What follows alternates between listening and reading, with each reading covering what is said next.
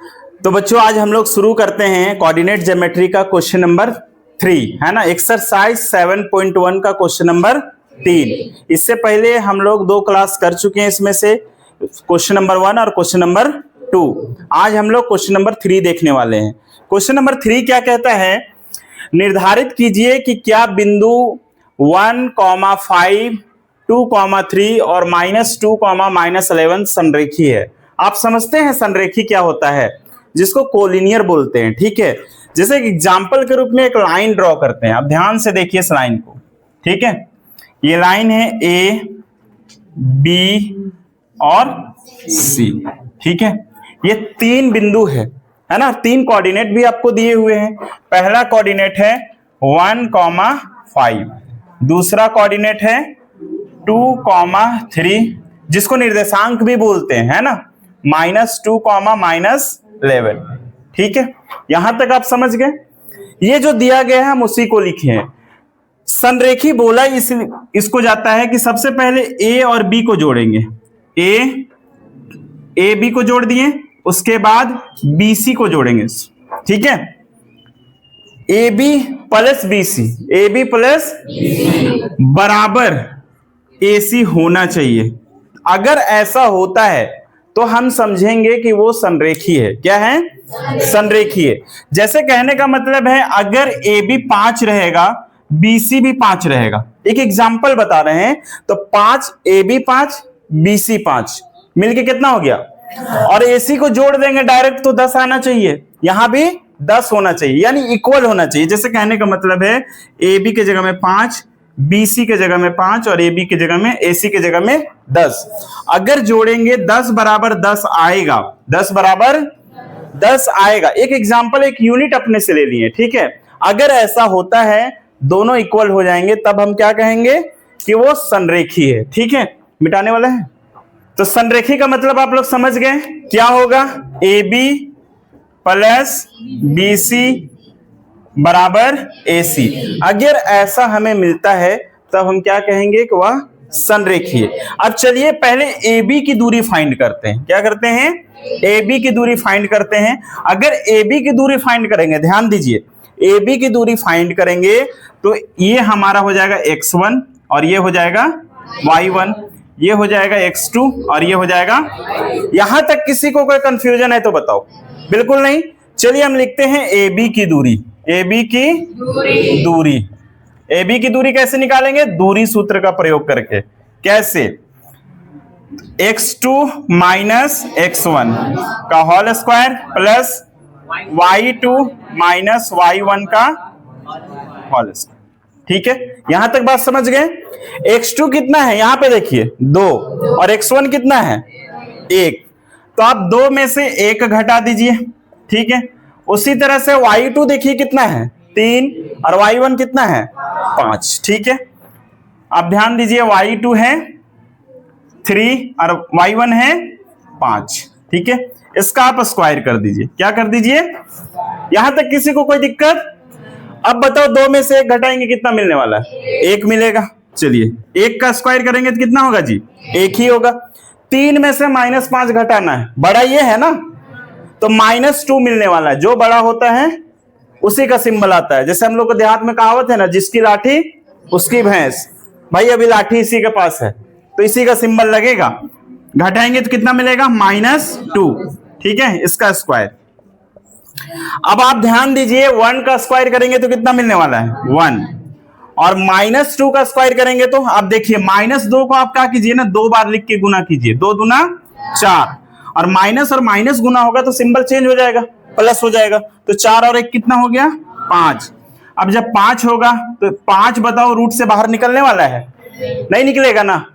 चलिए AB की जगह में कितना मिला हमें? √5। ठीक है, अब निकालते हैं BC की दूरी। अब किसकी निकालते हैं?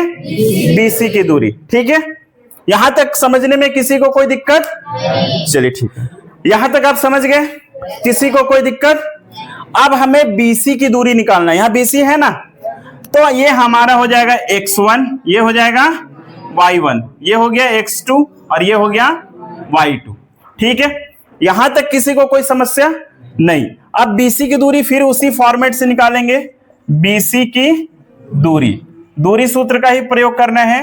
Under root x2 minus x1 का whole square plus y2 minus y1 का, बताइए x2 कितना है, -2 है, माइनस x1 कितना है, 2 है, कितना है, इसका स्क्वायर कीजिए, प्लस y2 देखिए कितना है, -11 और y1 कितना है, 3।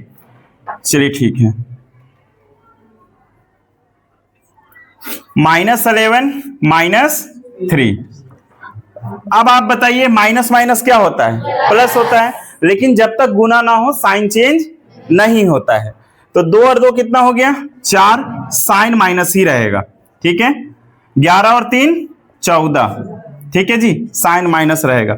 बताइए 4 का स्क्वायर कितना होता है, 16, माइनस रहेगा तो प्लस बन जाएगा, अभी दिखाएं करके। तो ये हो गया 16।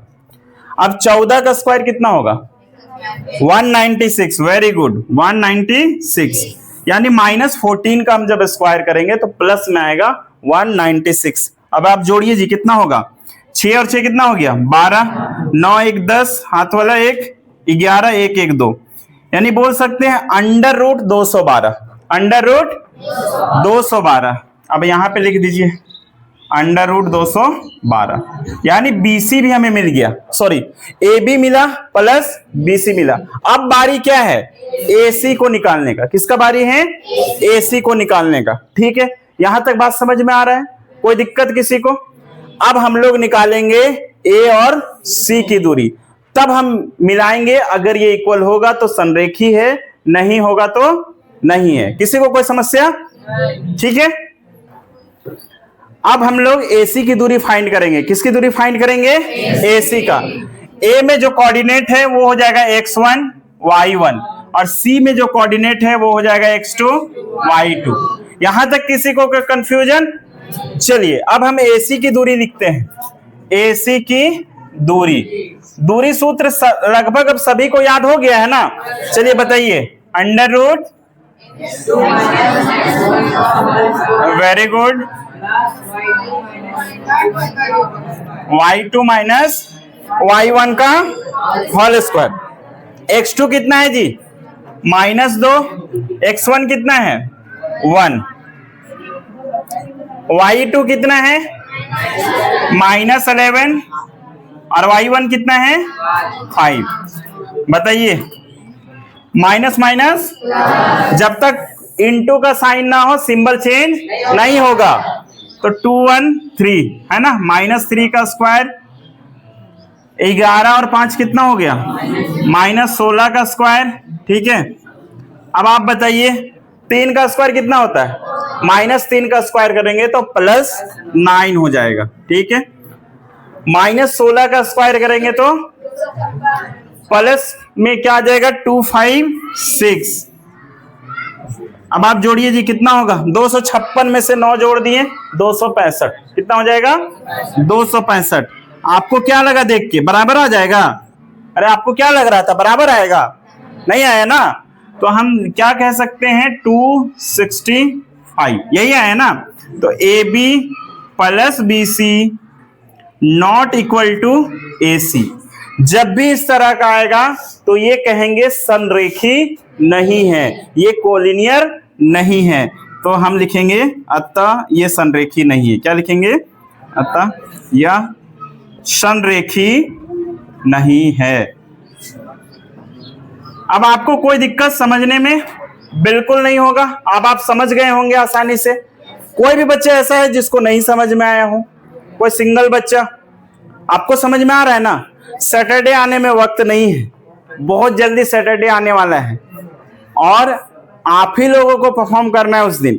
आप लोग को दिखाना है कि सर मुझे बिल्कुल अच्छे से समझ में आ गया है, ठीक है। और आपको व्हाइट बोर्ड में ही सॉल्व करना है, जो भी क्वेश्चन दिया जाएगा यहीं पे मिलेगा, आपको कॉपी में नहीं मिलने वाला है, ठीक है। आप लोग मेहनत करते रहिए। आप लोगों को बार बार बोला जाता है ना, आप लोग अब्सेंट मत कीजिए। पता है जो लास्ट 3 इयर्स में जो बच्चे टॉप कर रहे हैं ना, वो बच्चों का रिकॉर्ड है कि वो बच्चे स्कूल अब्सेंट नहीं करते हैं। उन लोग का हम रिकॉर्ड चेक कर रहे थे, वो बच्चे स्कूल अब्सेंट बिल्कुल नहीं करते हैं। और आप लोग देखिए किसी का शादी हुआ, लगन में पहुंच गए, कोई लगन से एक सप्ताह पहले भी पहुंच जा रहा है, तो ऐसा नहीं होना चाहिए। ठीक है, बात समझ गए ना? आप लोग डेली विद्यालय आइए, ठीक है? चलिए मिलते हैं अब हम लोग अगले क्लास में।